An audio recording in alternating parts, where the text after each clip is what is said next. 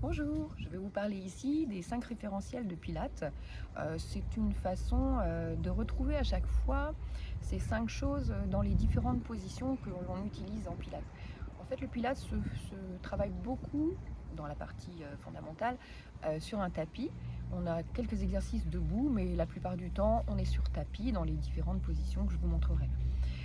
Donc les 5 référentiels que l'on veut retrouver à chaque fois, c'est, pour commencer, le bassin en position neutre. Alors le bassin en position neutre, il s'agit du bon placement de son bassin. Si vous imaginez que le bassin est un plateau, à ce moment-là, le bassin en position neutre consistera à avoir le plateau à l'horizontale. Imaginez qu'il vous reste du jus dans le plateau. Si vous avez une position trop cambrée, votre jus va glisser en avant, va se verser en avant. Si vous avez une position trop collée, par exemple le dos au tapis, votre plateau inclinera en arrière et le jus pourrait glisser vers l'arrière. Le but de ce bassin en position neutre, c'est que si vous avez le bassin bien plat, vous allez renforcer votre transverse de façon équivalente à droite, à gauche, devant et derrière. C'est très important. C'est très important. Le muscle, vous allez le renforcer, certes, mais vous devez aussi avoir la notion que, par exemple, si vous avez un porte-bagages, ok, vous aurez un tendeur plus fort, mais s'il n'a pas la bonne taille du porte-bagages, il ne vous servira strictement à rien. Donc, on doit placer correctement son bassin en position neutre, c'est-à-dire qu'on aura une cambrure au niveau du bas du dos, là, qui laissera passer l'équivalent de 2 doigts, en tout cas, on le visualisera dans notre tête, on aura une petite cambrure, on n'aura pas le dos collé. Hein. C'est bien parce que quand on sera debout, on sera exactement dans la même position et on aura des muscles forts dans cette position. Ça sera pareil pour les cervicales. On va aligner les oreilles avec les épaules, mais on laissera un petit creux cervical. Et par rapport à ça, on n'est pas tout équivalent ou tous équivalents. On aura besoin de coussins d'une différente taille pour être à l'aise. Voilà. Donc la notion de bassin en position neutre. Ensuite, on a la notion du centre. Donc si vous avez regardé la première vidéo sur Pilates, je vous en parlais. Donc le centre, c'est la contraction tout d'abord du périnée, puis du transverse, pour densifier le ventre et travailler le gainage du centre. Voilà. Ensuite, vous aurez la respiration latérale thoracique. Donc là, on va être amené à respirer en thoracique, ce qui n'est pas la respiration habituelle, et à la développer pour être à l'aise pendant tous les exercices et ne pas avoir envie de respirer avec son ventre. Donc latéral et thoracique postérieur. Hein.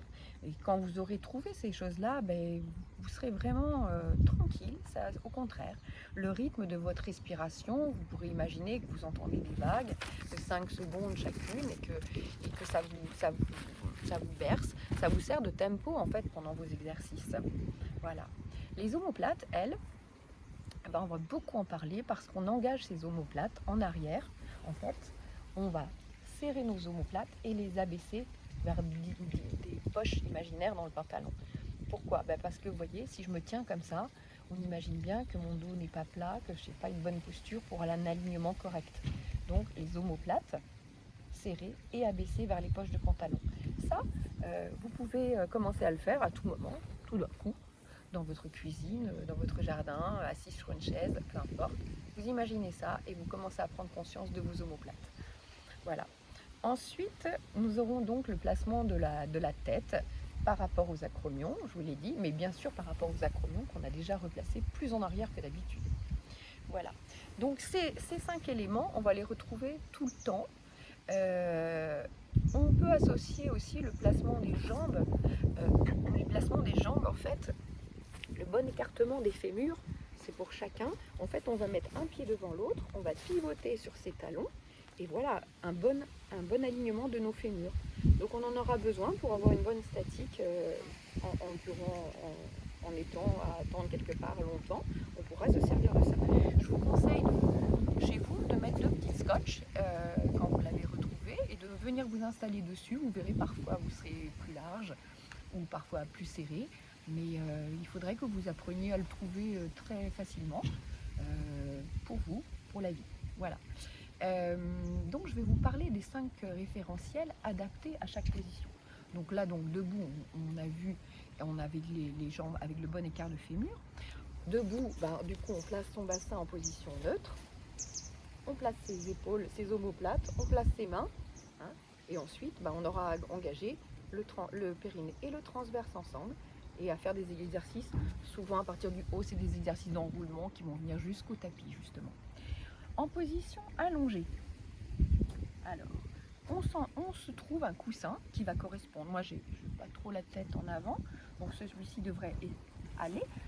D'autres personnes vont venir au cours avec des coussins beaucoup plus gros, parce que leur tête est positionnée en avant. Ce qu'on veut, c'est que le menton ne regarde pas, les yeux ne regardent pas vers l'arrière ni vers l'avant, et que ça soit bien aligné. Voilà, donc je m'installe comme ça, les bras le long du corps. Donc mes jambes vont être alignées, les genoux et les pieds par rapport à mes hanches. Le bassin en position neutre, ça veut dire que je n'ai pas enroulé mon bassin pour écraser au sol. Je vais laisser venir. Si ça ne vient pas, vous soulevez un peu, vous reposez. Ça devrait se poser. Les bras le long du corps, les mains monter et abaisser vers les fesses. La tête dans le prolongement, le cou dans le prolongement du rachis, les épaules en arrière. Voilà. Et donc à partir de ça, je vais faire des exercices. Et ça, je vous les expliquerai, mais sachez tout de même qu'une des positions de base dans le pilates, c'est de monter à peu près en 5 secondes la cuisse verticale et le tibia horizontal avec souvent le pied engagé comme ça. En fait, ça s'appelle, j'appelle ça la position au carré, ou voilà. Et cette position, en fait, on va la décliner, on partira de là pour faire des exercices comme ceci, ou d'autres, ou des cercles, etc. Mais celle-ci, si vous pouvez la trouver chez vous en regardant par exemple dans un miroir, latéralement, ou grâce à votre portable, comme je le fais là, et ça sera très bien. On a aussi des positions à 4 pattes. À 4 pattes, pour trouver la bonne position à 4 pattes, vous voyez, c'est pas ça, c'est pas trop écarté. En fait, il faut que les cuisses soient verticales et que les mains soient bien sous les épaules. Et pour ça, on fait comme un petit chaton. On pose les mains l'une après l'autre comme ça. Et la tête, elle, on a parlé de la tête positionnée par rapport aux épaules. Il ne faudra pas qu'elle soit en bas. Elle sera alignée à la partie dorsale. Le bassin en position neutre, ça ne sera pas trop roulé, pas trop ressorti. Ça sera le bon alignement qu'on avait juste avant, par exemple, debout ou allongé. Pour moi, je dirais que c'est ça, vous voyez mal. À ce propos, si vous voulez venez peut-être avec des vêtements un petit peu plus collés que ce que j'ai là ce matin, afin que je puisse voir de loin, que je vois si vous engagez bien le ventre. Voilà. Ensuite, on a des positions à plat ventre. Alors à plat ventre, c'est pareil. On pose bien le pubis, on serre les jambes souvent. On met les mains sous la tête et quand même on resserre un petit peu ses omoplates. Voilà. On a le pubis bien collé. On engage même là le périnée et le transverse. Et rien que pour un petit exercice de ce type, on va vraiment engager le travail du transverse et ça va faire la différence. Vous allez le sentir. La position des mains, on veut que la tête soit alignée. Et bien donc, certaines personnes qui ont pas mal de poitrine ou une forte cage thoracique, vous devrez mettre le poing et la main par-dessus pour que ça équilibre. Voilà. Et puis, pour le reste, je vous l'expliquerai à ce moment-là. Sur le côté,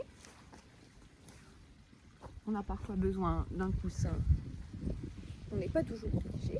Certains travaillent sans coussin. On se place là. Alors là, le bassin en position neutre, ça devient pas si facile. Donc l'alignement, on le fait par rapport au bord du tapis.